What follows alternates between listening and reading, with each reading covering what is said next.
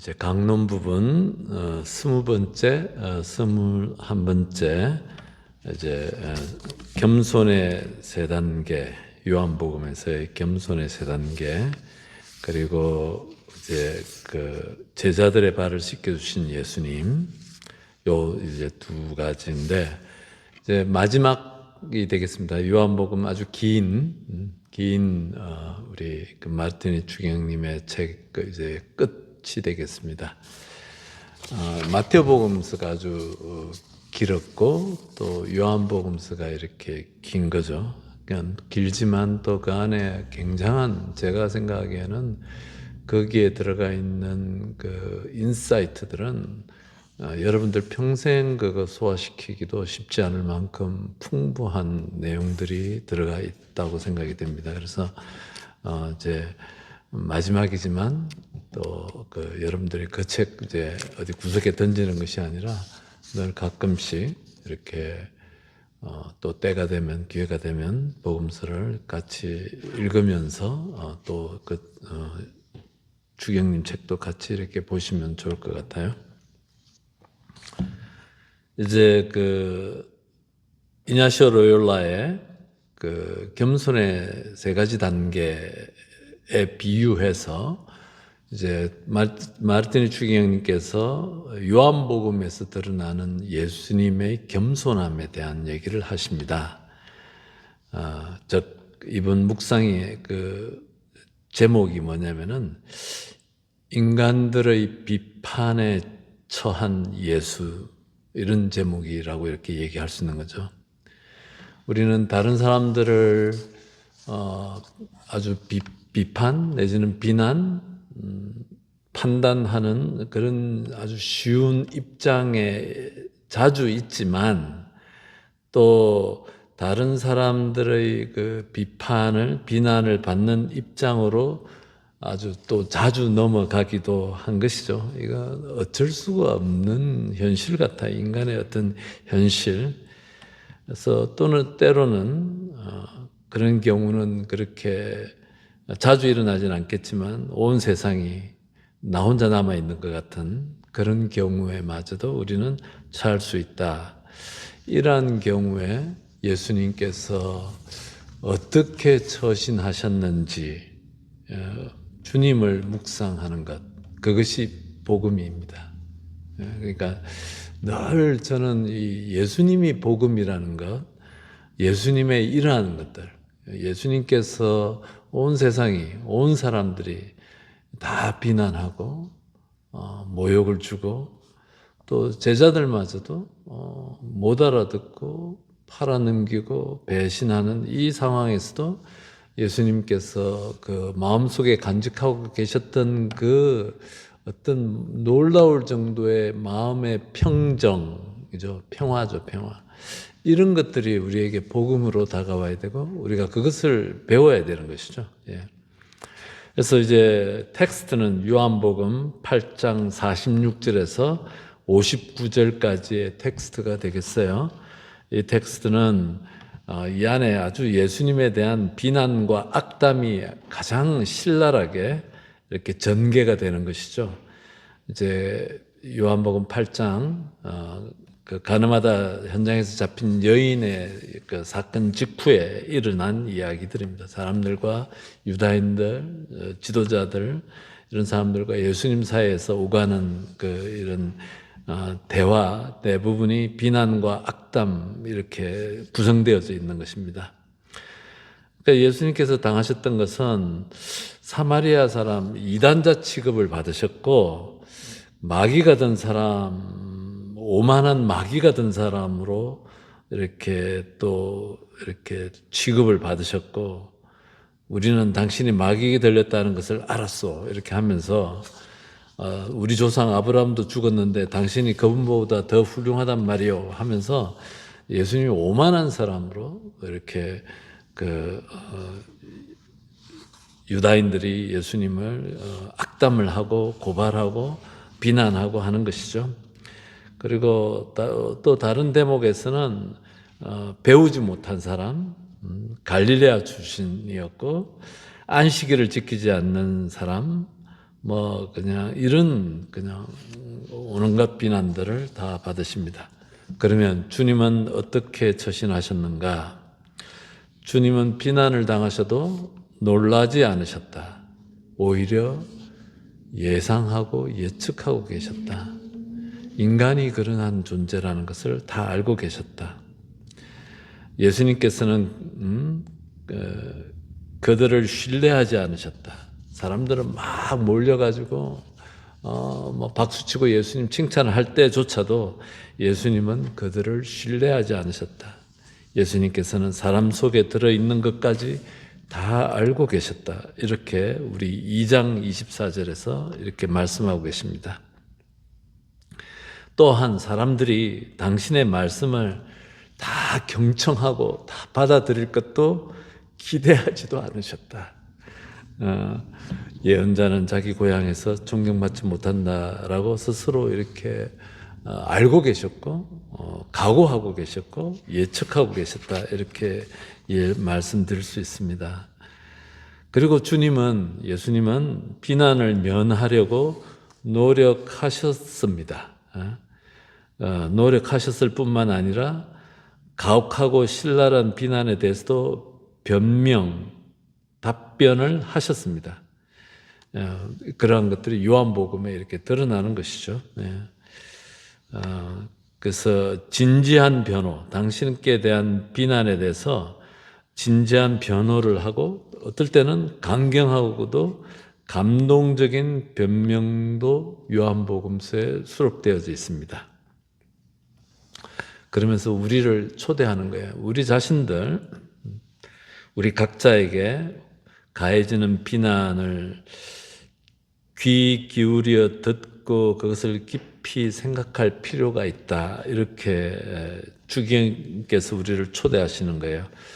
우리는 우리에게 주어지는 비난들을 들으면 겉으로는 비난하는 사람들의 입장으로 내려서지 않겠다, 대응하지 않겠다라는 자세를 보이기도 하지만 우리는 그 안에는 우리의 그 우월과 내심으로는 타인에 대한 경멸이 숨어 있을 수 있다. 이렇게 얘기하는 거죠. 그런데 예수님께서는 그러한 것을 대면하셨을 때 표현하셨다. 질문도 하시고 변명도 하시고 답변도 하시고 하셨다는 거예요. 우리는 아예 포기하고 경멸과 원래 그 사람은 그런 사람이야 내지는 대꾸할 가치도 없어 라는 그러한 우리들의 태도 안에 이러한 그 우월과 자기 우월과 타인에 대한 경멸이 숨어들을 수 있다는 것이죠. 이러한 것들을 좀 우리가 들여다볼 수도 있겠다. 예수님의 모습을 보면서 우리가 우리 자신들을 다시 한번 성찰하도록 초대하시는 것입니다. 그리고 이런 예수님이 지니신 어떤 마음의 평정, 마음의 평화, 이런 바탕은 어디에 있는가? 이렇게 질문을 하시는 것이죠. 예수님의 행동 방식들은 주의 깊게 우리가 기도하고 묵상하고 관상을 하면 그분은 놀라운 마음의 평화를 유지하고 계셨고 인내롭게 귀 기울여 듣고 답변을 하고 이런 놀라운 변명도 하는 능력이 그분한테서 드러나는데 또 필요하면은 화를 내시고 열도 내시고 상대방을 공격도 하지만 언제나 마음은 평온함을 간직하셨다는 것이죠. 그래서 이제 이런 것들, 이 힘이 어디서 오느냐라고 이렇게 얘기하는 우리가 이제 질문을 던지고 예수님께서는 이렇게 얘기하십니다. 이런 비난들에 대해서 나를 보내신 아버지께서도 나에 관하여 정언하신다. 사람들이 인정하지 않고 비난하고 오해하도 그분의 그 마음의 중심은 늘 보내신 분, 보내신 분에 가 있었다.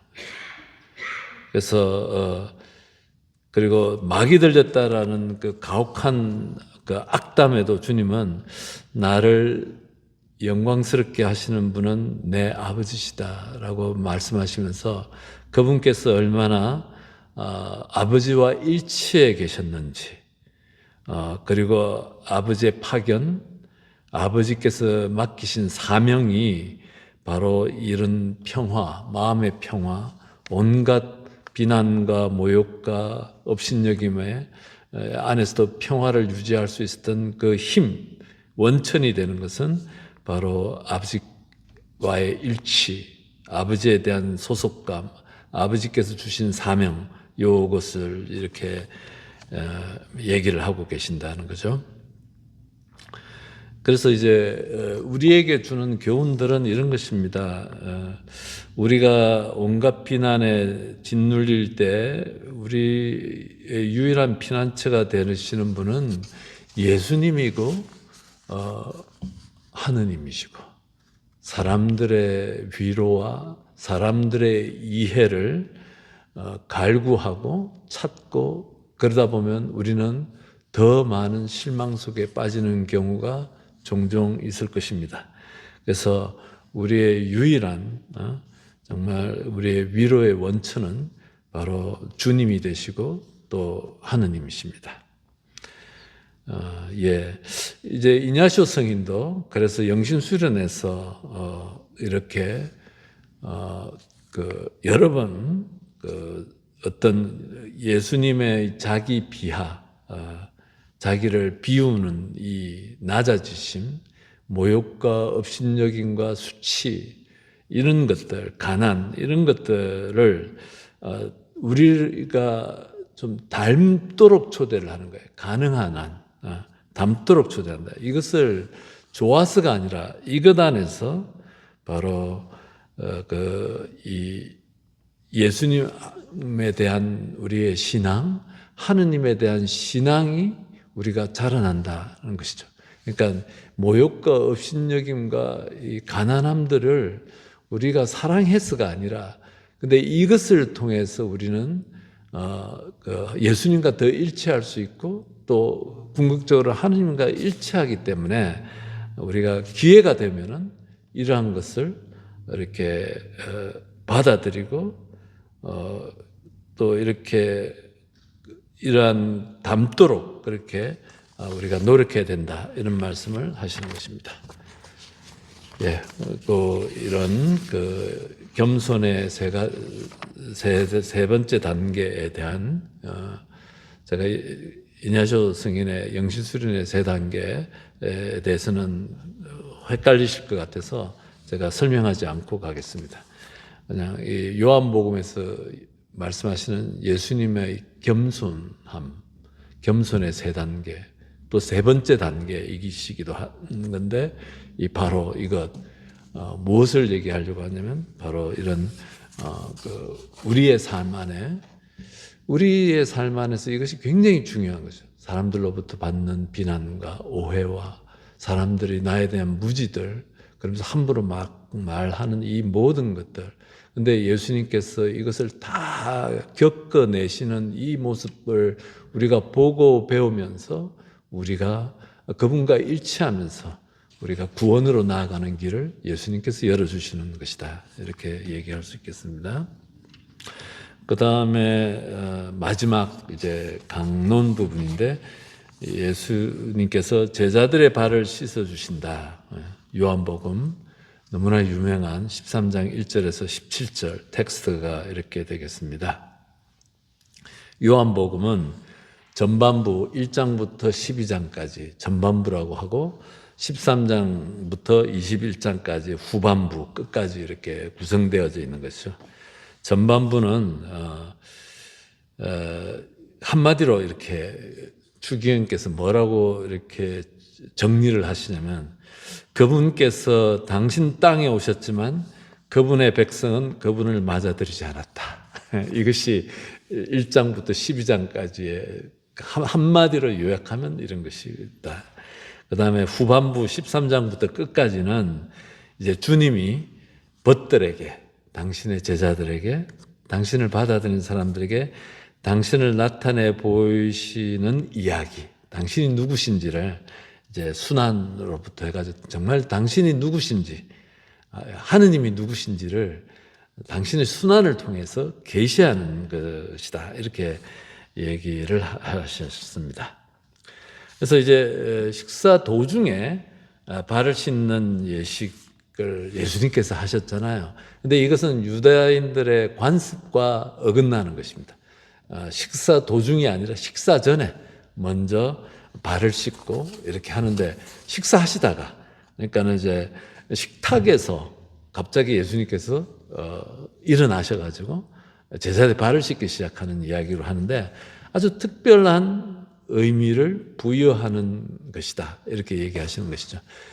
이것은 마르틴 추기경님만의 얘기가 아니라 이 모든 2000년 동안의 모든 성서학자들이 정말 이 자리가 성체성사, 교회가 제일 중요하게 생각하는 성체성사를 제정하는 이야기를 쏙 빼버리고 발을 씻기는 장면을 딱 집어넣었다는 것은 특별한 의미를 거기다가 둔다는 뜻이죠. 그래서 교회는 처음부터 1세기 때부터 우리가 그 교회에 전해지는 이야기는, 교회는 성체성사로 산다라는 것이 교회의 가르침이었어요. 그만큼 중요하고 그것이 빵을 나누는 이야기가 곳곳에서 그냥 강조되고 있는 것이죠. 그만큼 중요한데 그 얘기는 빼버리고 발 씻는 이야기로 이렇게 집어넣었다는 거죠. 그래서 그 발을 씻기신 예식, 이것이 이제 어떤 의미를 담고 있는지를 성서학자로서 마르틴 추기경님이 우리한테 이제 제시를 하는 거죠. 그래서 이 초대교회 때부터 교회는 지금까지도 지금 우리 전례 안에 이 발 씻는 예식을 자구적으로 받아들였고, 그 흔적이 성모교회의 발 씻는 예식으로 남아있다는 거죠. 그러니까 이게 특별한 예식이니까 그냥 자구적으로 해석해서 그냥 발 씻는 거죠. 성모교회를. 물론 그 안에 영적 의미와 우리 신앙적 의미가, 영성적 의미가 이제 그 안에 있는 것이죠. 그래서 예전에는, 지금은 시대가 많이 평등해진 세상이지만 그전에는 평등하지 않았었어요. 한번 우리가 상상을 해봅시다. 우리가 조선시대 때 천주교가 들어와서 이 성모교회 예식을 한다고 치면은 양반들이 우리 상민들의 발을 씻는다, 쉽게 받아들일 수 있는 상황은 아니잖아요. 근데 이것이 우리 조선시대에만 있었던 것이 아니라 유럽에서도 귀족들이 있었고 이것이 다 있었던 거죠. 그래서 발 씻는 예식 자체가 교회 봉사를 할 자격이 있냐 없냐 검증하는 어떤 관문이 되기도 했다, 이렇게 얘기를 하시는 거죠. 그래서 이제 단 한 번, 예수님께서 매번 하신 것도 아니라 단 한 번, 마지막 날 최후의 만찬 식탁에서 이것을 하신 특별한 행위이다. 도대체 이 한 번의 행위로, 이 상징적인 행위로 뭘 얘기하시려고 하셨는가를 이제 추기경님께서 우리에게 이제 정리해서 알려주시는 것입니다. 우선은 요한복음은 다른 복음보다도 훨씬 더 선명하게 예수님께서는 이 아버지께로부터 파견받아서 오셔가지고 우리 가운데 사시면서 하느님 아버지의 사랑을 우리 가운데 보여주셨어요. 그리고 이제 그것을 끝까지 사랑하셨고, 끝까지 그 사명을 최후의 만찬과 십자가를 통해서 끝까지 수행하셨고, 그리고서는 다시 아버지께로 돌아가는 이 사이클로서 요한복음 우리한테 예수님을 소개하시는 거죠. 끝까지 13장 1절에 바로 순환이 시작하는 그 자리에 바로 발 씻는 예식이 시작하는 가운데 바로 끝까지 사랑하셨다, 극진히 사랑하셨다라고 요한복음서는 전해주고 있습니다. 이 발을 씻는 것은 비천한 행위잖아요. 그죠? 종들이 하는 것이죠. 그래서 이 비천한 행위를 통해서 발을 씻는 행위를 통해서 한마디로 이 행위는 예언적 표지다, 계시다 이런 표현을 쓰세요. 그러니까 이걸 통해서 계시하시는 거예요. 하느님이 누구신지를 계시하신다. 그리고 또 이어지는 말은 더 놀라운 말인데 인간이 어떤 존재인지를 계시하신다. 이렇게 번역을 해놓으셨더라고요. 이 행위를 통해서 하느님이 어떤 분이신지 계시하시고 인간의 자기 파악, 우리 인간 나 자신이 누구인지를 확실히 드러내 보이는 행위다. 이렇게 정리를 하셨어요. 그래서 주님은 우리에게 하느님을 계시하시면서 또 우리 인간이 누구인지가 계시가 되고 또 그 말은 인간이 누구인지를 계시한다는 말은 인간이 우리 자기를 실현하는 길이 어디에 있는지 참다운 자기를 어떻게 찾아야 되는지를 계시하고 보여주는 행위, 그렇게 얘기하는 거예요. 그것이 성체성사이고 그것이 성체성사의 의미가 발 씻는 행위로 드러난다는 거죠. 이 말들은 우리가 이제 기도해야 되고 묵상해야 되는 부분입니다. 이게 왜 이것이 하느님을 계시한다는 것이고 또 이것을 통해서 어떻게 인간이 내 자신이 누구인지 내가 어떻게 나 자신을 자아실현 이런 말 하잖아요. 참다운 자기를 찾고 내가 정말 내 삶을 정말 참 자유를 얻는 그 길이 무엇인지 많은 사람들이 갈망하는데 그 길을 알려주는 그 계시의 행위다. 라는 것이 바로 이 세종례 안에서 드러나는 것입니다. 그렇게 얘기를 하셔요. 저도 제가 평상시에 생각해 왔던 것들하고 다 상통하고 있고 그래서 아주 이렇게 동의하는 것이죠. 그래서 이제 유다와 베드로가 이 세종례 때 최후의 만찬장에서 또 다른 중요한 인물들로 등장하는데 이 유다와 베드로는 두 사람 다 하느님의 계시도 인간의 자기 파악도 순순히 받아들이기가 얼마나 어려운지를 보여주는 인물들이다. 받아들이지 않는다. 비천한 행위를 통해서 다른 사람들에게 참된 봉사를 하는 그 행위를 통해서 하느님의 사랑이 거기에 있다는 것과 하느님의 구원이 거기에 있다는 것과 또 인간의 구원도, 인간의 자기 실현도, 자아 실현도, 참된 자기가 누구인지를 아는 그 길도 거기에 있다는 것을 받아들이기 힘든 인간들을 대표해서 베드로와 유다스가 그 안에 등장을 한다는 것입니다. 하느님의 사랑의 계시와 인생의 의미에 대해서 인생의 의미를 알려주는 이 계시적, 상징적 이 발을 씻는 행위 안에서 철저하게 자기를 닫아버리는 그 인간상을 베드로와 또 유다스 안에서 보여준다 이렇게 말씀하십니다. 그래서 베드로 다 아시죠? 절대 안 됩니다. 안 된다는 얘기를 베드로는 여러 번 하네요. 그래서 이렇게 안 됩니다 이렇게 얘기하는 거죠.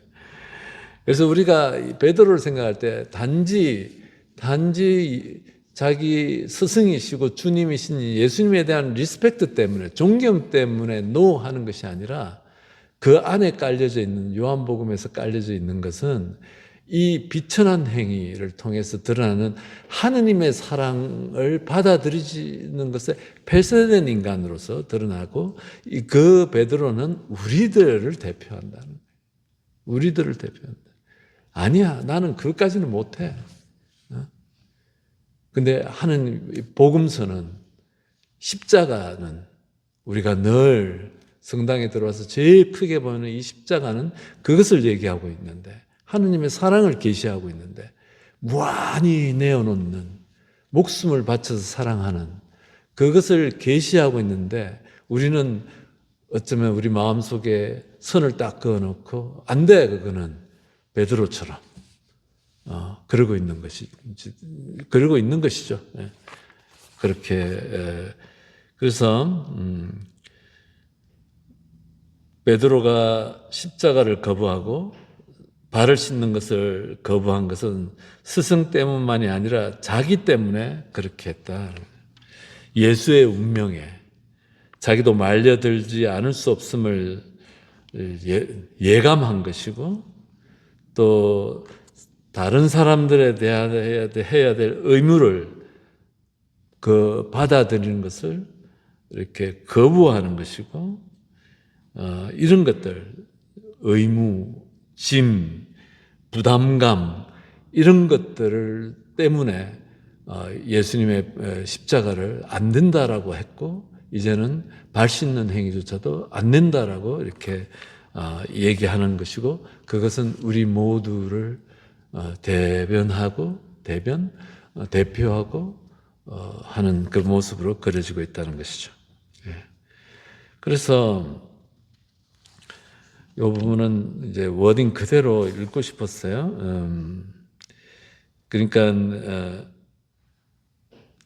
예수님의 십자가 또는 세종례를 통해서 하느님 아버지의 사랑이 있고, 또 그 사랑이 우리를 구원하는데, 인간은 자기 자신으로부터 가장 내밀한 자존심 벗어나서 그 사랑이 인간 자신을, 우리를, 그 사랑이, 하느님의 사랑이, 십자가의 사랑과 세종례의 사랑을, 그 사랑이 인간 자신을 타인에게 내어주는 선물로 여기게 만들 수 있는 힘이 그 안에 있는데, 이것을 베드로와 유다스는 거절하고 있는 것이다 라고 얘기하시고, 이제는 이 세종례 마지막 예수님께서 갑자기 식사하시다가 일어나셔서 그것을 행동으로 바로 본을 보이는 것이다 라고 말씀하시면서까지 이렇게 얘기하는 것은 행동이고 실천을 강조하신다, 이렇게 얘기하십니다. 그것이 이제 세종례 발을 씻기시는 예식이고 이제 이렇게 되어졌습니다. 그래서 이제 요한복음 이제 끝났고, 다음 주는 한 주간 쉬겠습니다. 우리가 책을 한 권을 뗄 때마다 1주씩 이렇게 쉬었잖아요. 그래도 한 주는 쉬어야죠. 그 책거리는 해야지. 그래서 한 주 쉬겠습니다. 한 주 쉬고 바오로의 고백이었나요? 책 이름이 바오로의 고백 같은데 그 책을 시작을 하겠습니다. 수요일과 목요일 낮 오전반은 그대로 하겠습니다. 근데 저녁반이 한 주 빨리 나가고 있어요. 그래서 그러면 진도가 딱 맞을 것 같습니다. 그렇게 마치도록 하겠습니다. 성부와 성자와 성령의 이름으로 아멘. 주님, 당신의 그 겸손함으로, 당신께서 받아들이신 그 비참함으로 저희들을 구원하시는 것을 저희들이 마음으로 받아들이고 또 실천할 수 있는 용기와 힘을 저희들에게 주소서. 우리 주 그리스도를 통하여 비나이다.